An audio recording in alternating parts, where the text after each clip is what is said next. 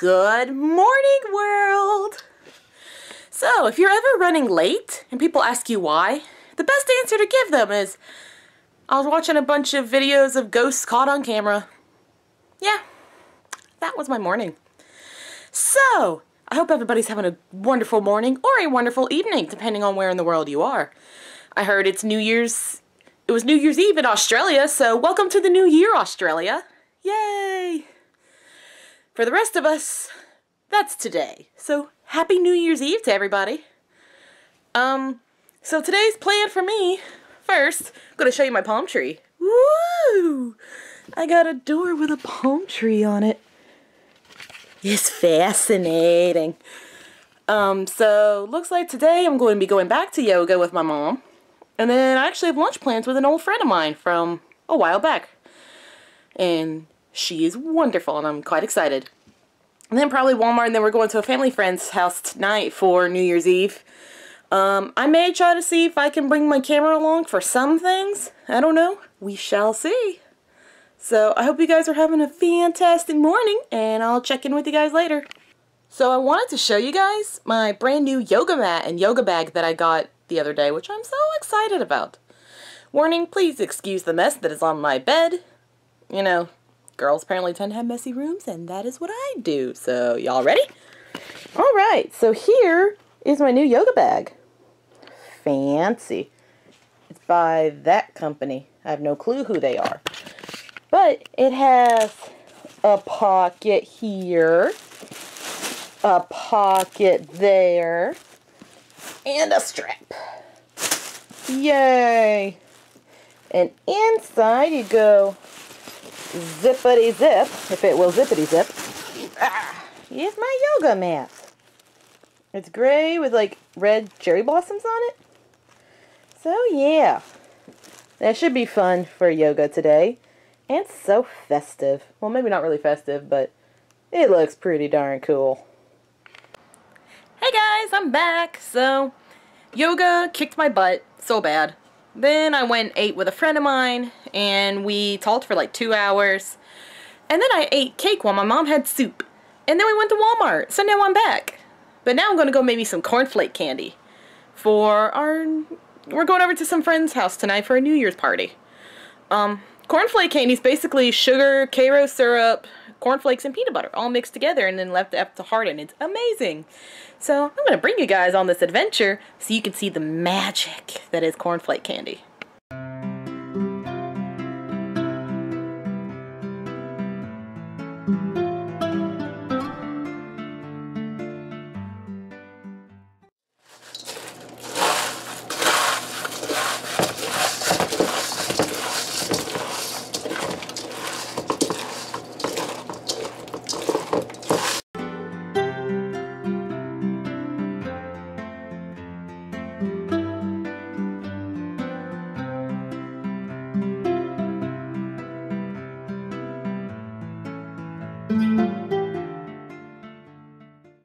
Guys, so I just have to show you this adorable app that my brother introduced me to.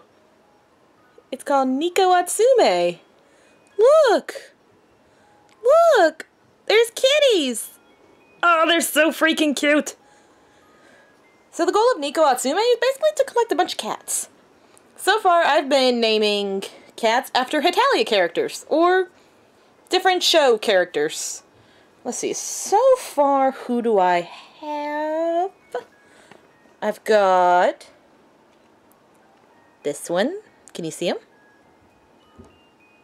This one's Marshmallow.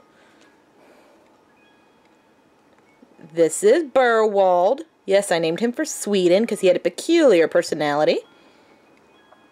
This one's Francis because he's a lady killer. This one's Feliciano because he's spacey. This one's Calypso just because I thought that name was pretty. This one is Nurse Joy. She just looked like a Nurse Joy.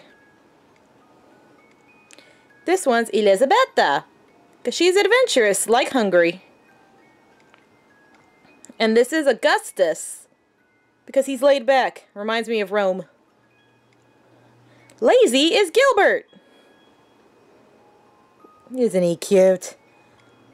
And then last one is Ludwig, because he's a reserve kitty. But aren't these kitties so freaking precious? Like, you get off of the app at some point and you just wait and see if other cats show up.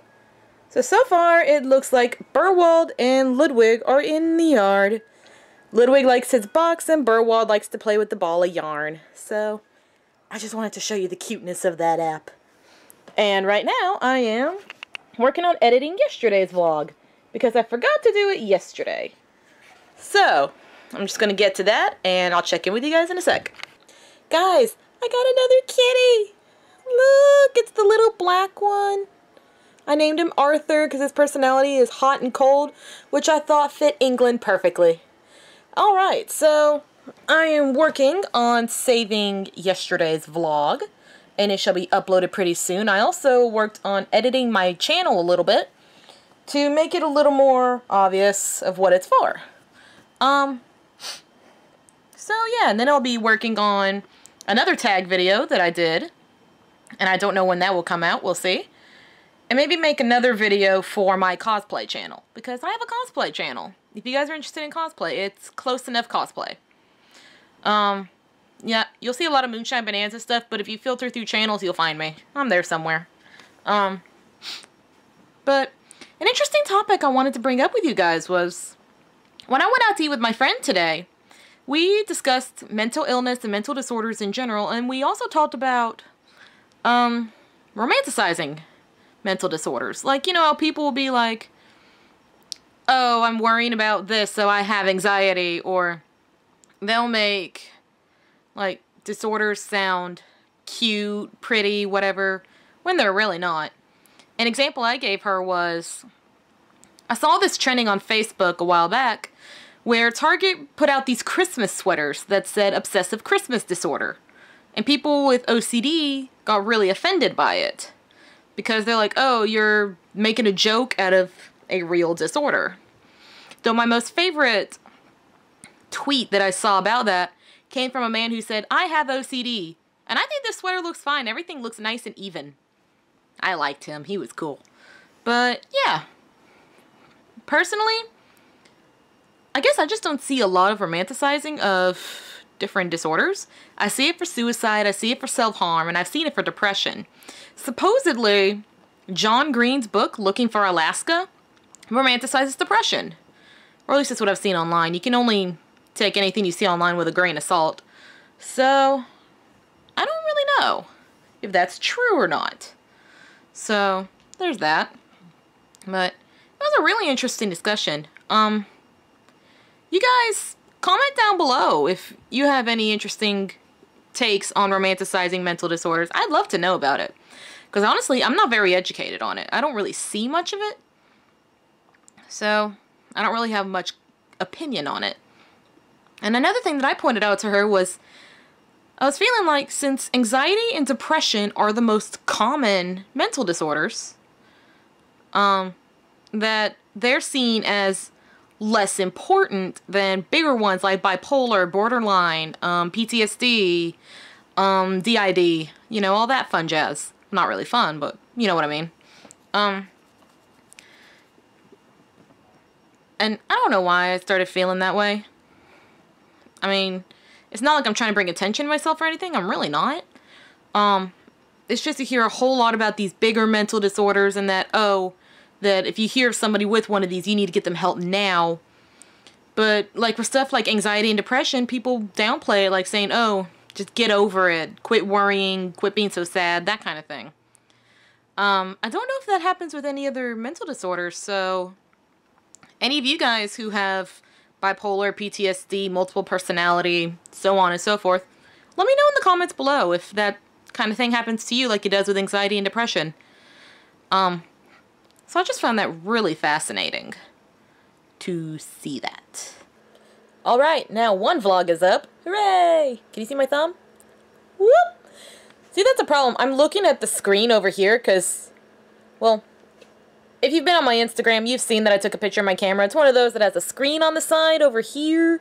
So I keep thinking that everything's off this way And it's really towards the center right there. So that's why I'm like, whoa. Why I'm constantly checking my camera. Because I is not smart. I is not good with camera. And I'm trying to decide if a neighbor is either shooting fireworks way too freaking early, or if he's shooting something.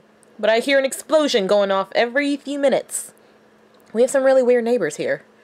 Oh, and so you can see, one of the best ways to wind down is by watching the wonderful Fry Life. Absolutely love them. And I would suggest you guys subscribe to them. It's about living with cystic fibrosis. That's Mary. She is the one that lives with cystic fibrosis. And it's her and her husband and her service dog, Oliver. So go check them out if you would like to. I'll definitely put a link down below just for them.